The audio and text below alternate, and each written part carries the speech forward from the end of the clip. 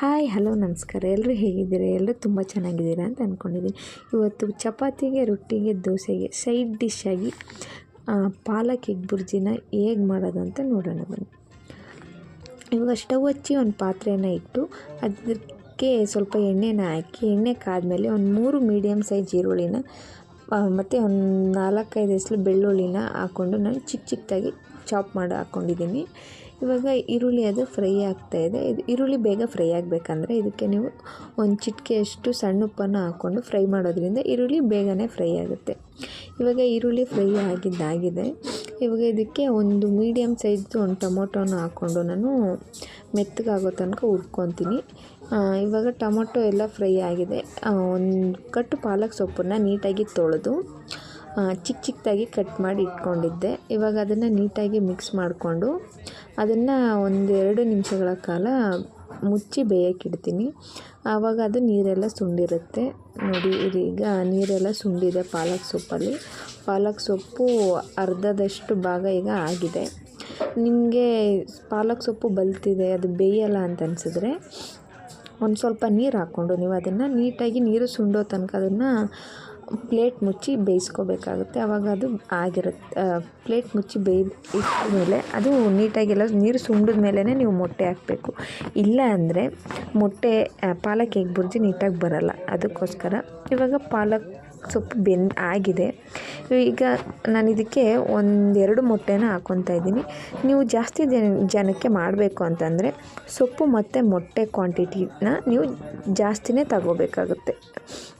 ನನಗೆ ಇಲ್ಲಿ ಇಬ್ಬರಿಗೆ ಆಗಿರೋದ್ರಿಂದ ಅಥವಾ ಒಬ್ಬರಿಗೆ ಅಂತ ಬಂದಾಗ ಇಷ್ಟು ನನಗೆ ಸಾಕು. 1 ಕಟ್ ಪಾಲಕ್ ಸೊಪ್ಪಿಗೆ 2 ಮೊಟ್ಟೆ ಆದರೆ ನನಗೆ ಸಾಕಾಗುತ್ತೆ. ಇವಾಗ ಅದನ್ನು 1-2 ನಿಮಿಷ ಬಿಟ್ಟು ನಾನು ಆಮೇಲೆ ಅದನ್ನು ತಿರುಗಿಸ್ತೀನಿ. ಯಾಕಂದರೆ ಮೊದಲೇ ತಿರುಗಿಸಿದ್ರೆ ಮೊಟ್ಟೆ ತುಂಬ ಚಿಕ್ಕದಾಗಿ ಆಗಿಬಿಡುತ್ತೆ. ಅದನ್ನು ಒಂದು ಸ್ವಲ್ಪ ಹೊತ್ತು ಬಿಟ್ಟು ನಾವು ಅದನ್ನು ಕೈ ಆಡಿಸೋದ್ರಿಂದ ಅದು ಸ್ವಲ್ಪ ಮೊಟ್ಟೆ ಪಾಲಕ್ ಸೊಪ್ಪು ಚೆನ್ನಾಗಿ ಬೆಂದು ದಪ್ಪದಾಗಿ ಬರುತ್ತೆ ಮೊಟ್ಟೆ. ಅದಕ್ಕೋಸ್ಕರ ಇವಾಗ ಅದಕ್ಕೆ ನಾನು ಒಂದು ಸ್ವಲ್ಪ ಬೇಳೆ ಸಾಂಬಾರು ಪೌಡ್ರನ್ನ ಹಾಕ್ಕೊತಾ ಇದ್ದೀನಿ. ನೀವು ಮೆಣಸಿನ್ಕಾಯಿ ಬೇಕಿದ್ರೂ ಹಾಕ್ಕೊಬೋದು. ನಾನಿಲ್ಲಿ ಮೆಣಸಿನ್ಕಾಯಿ ಹಾಕಿಲ್ಲ, ಸ್ಕಿಪ್ ಮಾಡಿದ್ದೀನಿ. ಅದ್ರ ಬದಲಿಗೆ ಖಾರದ ಪುಡಿನ ಹಾಕ್ಕೊಂಡಿದ್ದೀನಿ ನಾನು. ಇವಾಗ ಅದಕ್ಕೆ ನಾನು ಖಾರದ ಪುಡಿ ಎಲ್ಲ ಮಿಕ್ಸ್ ಮಾಡ್ಕೊಂಡಿದ್ದೆಲ್ಲ ಆಗಿದೆ. ಇವಾಗ ಅದಕ್ಕೆ ಒಂದು ಟೇಬಲ್ ಸ್ಪೂನಷ್ಟು ಸಣ್ಣ ಸ್ಪೂನಲ್ಲಿ 1 ಸ್ಪೂನಷ್ಟು ರುಚಿನ ಹಾಕ್ತಾಯಿದ್ದೀನಿ. ಅದಕ್ಕೆ ನೀವು ರುಚಿನ ನೋಡ್ಕೊಂಡು ಹಾಕ್ಕೊಳ್ಳಿ. ಯಾಕಂದರೆ ಮೊಟ್ಟೆಗೆ ಜಾಸ್ತಿ ರುಚಿ ಹಾಕಿದ್ರೆ ಚೆನ್ನಾಗಿರಲ್ಲ. ಅದಕ್ಕೋಸ್ಕರ ಇವಾಗ ಅದನ್ನು 1-2 ನಿಮಿಷ ಬೇಯೋದಕ್ಕೆ ನಾನು ಮುಚ್ಚಿಡ್ತೀನಿ.